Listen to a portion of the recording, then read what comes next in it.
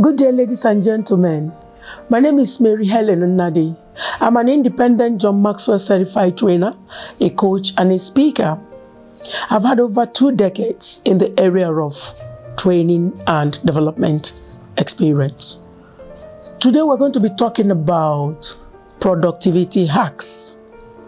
A lot of times people miss it with productivity because they don't even know how to go about it. So today we're going to be sharing about productivity. Now I'd like to start with a quote that one of the jobs of management is to ask the what if question. It is better to have a stiff neck from looking up than to have a hunchback from bending down or looking downwards. Now, I'm going to share just 5 productivity hacks. And the first is communication. The second is corporate culture. The third is mentorship. The next is performance management. And then, of course, the 7S framework. We're going to take all these in briefs. The first is communication of vision. You must communicate your vision statement effectively to the people you work with.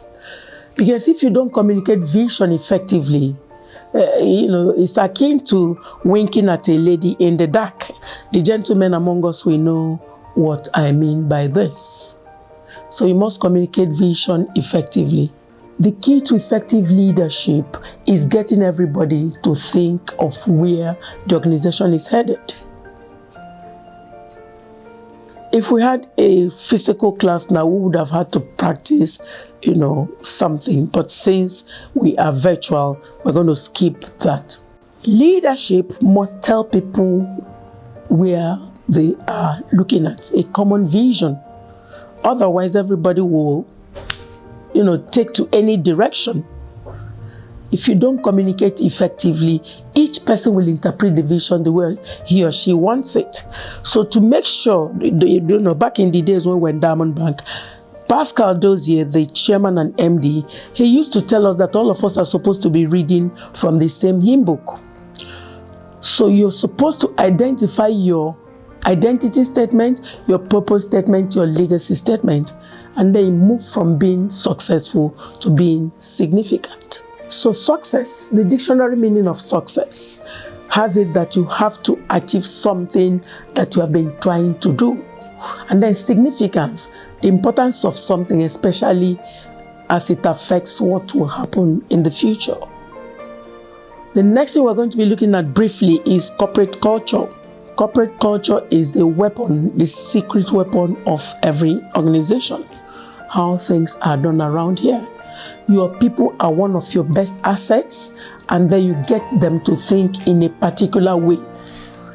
Deliberately design your culture. Somebody in Abuja, a respected man of God, he said that if you get into any organization or any family or anywhere at that, and there is no discipline, that you should run away from there. So innovation also has to be part of your corporate culture. You're constantly looking for better ways to improve what you do. And then let me ask this question. Who do you think should be fired? Is it the person who hires an incompetent staff or the hired staff? Competency has to do with delivering a task, in a most cost-effective way.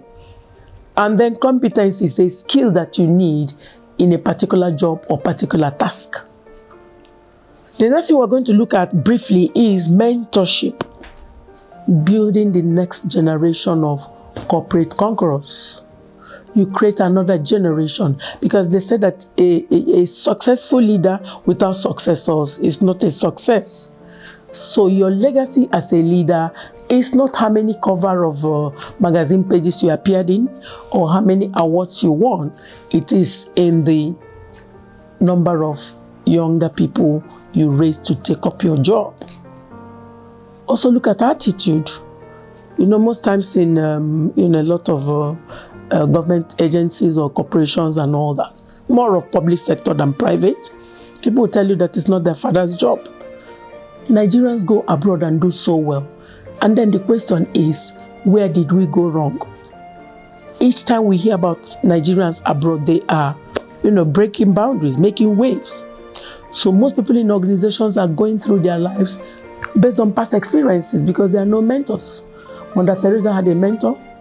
Nelson Mandela had a mentor. Barack Obama had a strategist. Most young people in this climb, they don't have anybody mentoring them. So do not be afraid as a leader to relinquish control. We'll talk about effective teams briefly. What are teams? A team should be able to know what's most important in an organization. They should be able to know what to do this minute, and then they should also, know what's the minimum they can achieve on each day. Let's just define team briefly. A team is generally defined as a group with various complementary skills working towards a common goal or a shared goal. You cannot achieve it all by yourself. My friend and mentor John Maxwell says that if you want to go fast, you should go alone.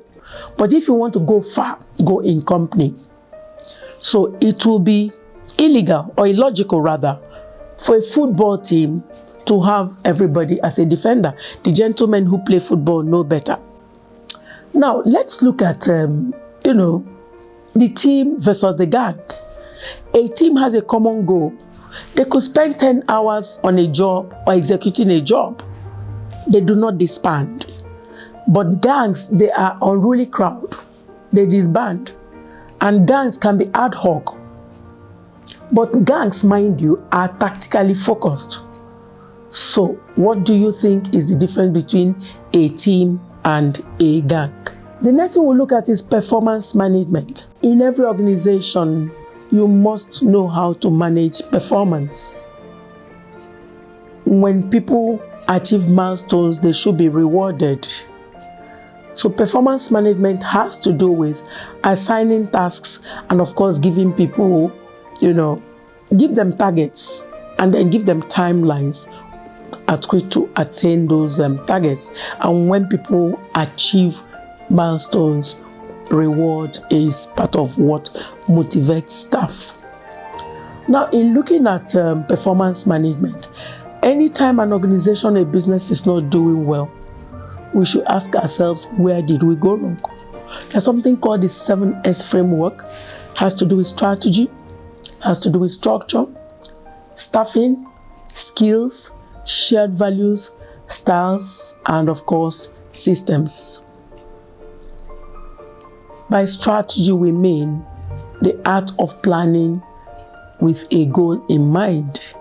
They said that if you don't have a vision in mind, anywhere leads you. If you don't know where you're going to, anywhere leads you to it. Then what have we chosen to focus on as an organization? The structure has to do with, are you like a spider organization or a starfish? The starfish, each time you kill it, it multiplies itself. But the spider, once you kill it, it is gone. So you also check your staffing. Be committed to keeping talents. You're supposed to have like 4 talent layers deep. You have people who can, take over people's places, because more often than not, there are deaths, there are resignations, anything can actually happen. So you must keep talents 4 layers deep.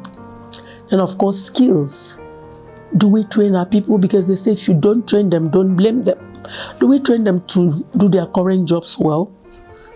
A lot of organizations pay lip service to the issue of staff training. Then shared values, of course, you have your assets, but you also have the individuals that work in the organization. Your staff are your best assets. Style.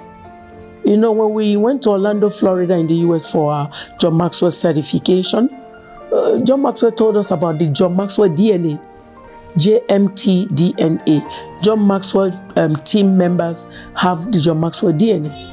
So an organization should create a style so that everybody who comes into that organization, functions in a particular way. Then, of course, systems. Does anyone know what to measure? Do we know what to measure as an organization? So on that note, we're going to call it a day. When next we'll meet, we're going to touch on other aspects of, things or hacks that improve productivity for organizations. Thank you very much. I'd like to invite you to be part of my journey. You're going to have a wonderful time with me. We're going to be talking about career. We're going to be talking about, the corporate world. We're going to be giving you hacks on what you need in life to succeed. So why don't you come along on this journey, and you'll be glad you did. Click on my subscribe button. Follow me on Twitter, on Instagram, on YouTube. I have a Facebook page, Mary Helen Sin Nadi. You can come along, and at the end of the day, you will be happy you did, and you thank me later. Thank you. Bye.